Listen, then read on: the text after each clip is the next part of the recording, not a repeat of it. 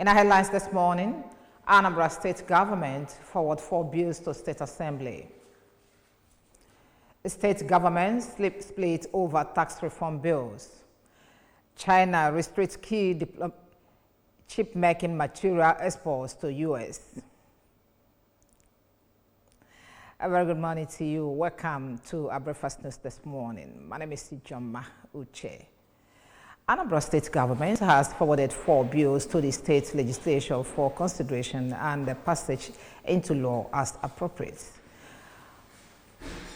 The Anambra State Electricity Bill 2024, Traditional Rulers Amendment Number 2 Bill 2024, Anambra State Development and Innovation Corporation ADIC Bill 2024, and Anambra State Correctional Service Bill 2024.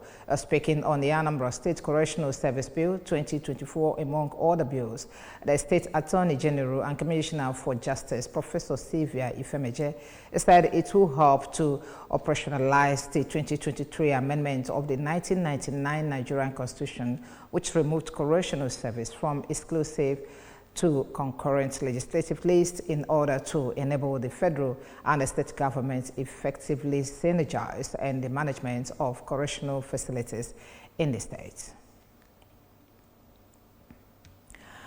The State Commissioner for Industry, Mr. Christian Udechukwu, says the implementation of Anambra 2025 budget estimate will give the Anambra more opportunities to create wealth and make the state contribute more to the productive capacity of Nigeria. Speaking with the journalist in Oka, Mr. Udechukwu explained that the budget estimate is intended to reduce poverty to less than 2% by making the industrial city fully operational with goods and services moving freely, which he said will give the Anambra more opportunities to create more wealth and reduce to poverty.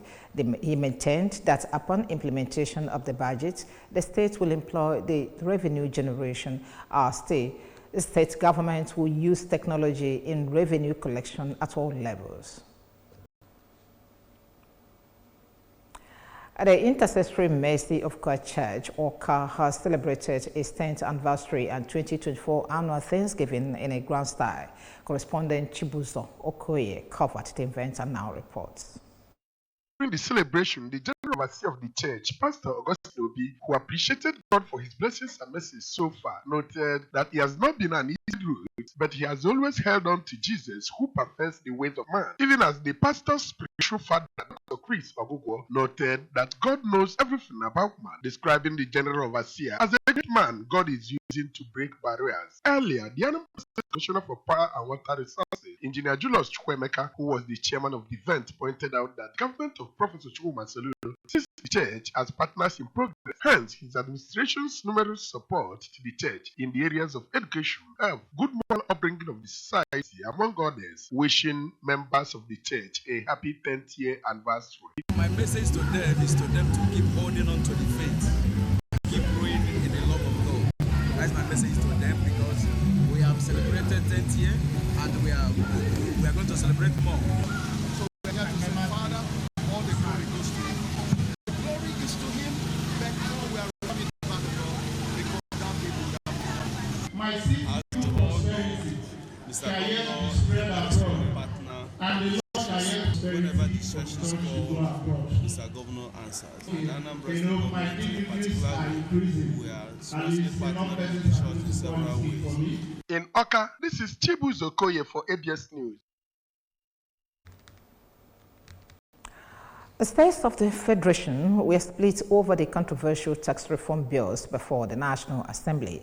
While some are in support, many are against it entirely, while others are clicking against some sections. A number of states said they are still studying the bills to take a stand. The division among the states came as the presidency debunked insinuations that the tax reform bills will make Lagos or Rivers more affluent and impoverished northern states and small business owners of Nigeria, ASBON. Dr. Femi Ebweshola backed the move, noting that it's small business friendly. States that are in support of the tax reform include Kogi, Benue, Delta, and Ekiti. Those against include Borno, Nasarawa, and Kano. Many South states and the Plateau said they are still studying the document. Meanwhile, South leaders, Chief Edwin Clark has warned that if not properly handled, the move will create more problems for the country, stating that the bills will not impoverish the North. The presidency, via a statement by the special advisor to the president on information and strategy, Mr. Bayo Onanuga, described the insinuation as reckless, maintaining that the bills will not destroy the economy of any section of the country. Beijing has announced that it will restrict exports of key semiconductor components to the United States following Washington's recent curbs targeting China's advanced chip production capabilities. Among the materials banned from exports are gallium, antimony, and germanium, according to a statement from the China's Commerce Ministry, which cited national security concerns. Export of graphite and other critical material will also face stricter reviews of end users and end users. Beijing said to safeguard national security interests and fulfill international obligations such as non-proliferation of China has decided to strengthen export controls on relevant dual-use items to the United States. The statement warned that any organization or individual in any country or region violating the relevant regulations will be held accountable according to the law. Now sports. Kano Pillars midfielder Rabiu Ali and 29 other home-based players have been invited to the Super Eagles B camp by interim coach Aston Guavo ahead of this month's 2024 CHAN qualifiers double-header against Ghana. This is the third phase of campaign for the home-based players following two previous campaigns organized by the Nigerian Football Federation in November. The 44-year-old, who has scored 8 goals in the 2024-2025 MPFL season, alongside Remo Stars goalkeeper Kayode Bankole, Rivers United defenders Stephen Mayo, Abia Warriors exciting forward Sunday Mewo, and leading Nigeria Premier League top scorer Anas Yusuf are among the 30 players for the assignment. According to the NFF, the players are to resume camp at the Reno Stars Stadium, Ikenne, tomorrow, December 4th, ahead of first leg, which will be played on Sunday, December 22nd in Accra, with the return leg scheduled for the Godswill Abio Stadium, Uyo, on Saturday, December 28th.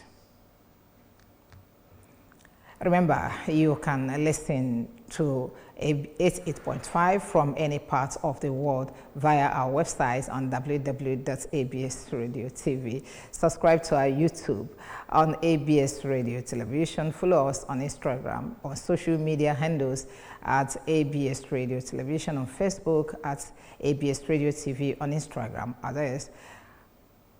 Main points again. Anambra State government has forwarded 4 bills to State Assembly. A state government split over tax reform bills. China has restricted key chip-making materials export to U.S. And that's our breakfast this morning. Thank you very much for watching. My name is Sijoma Uche. Do have a good day.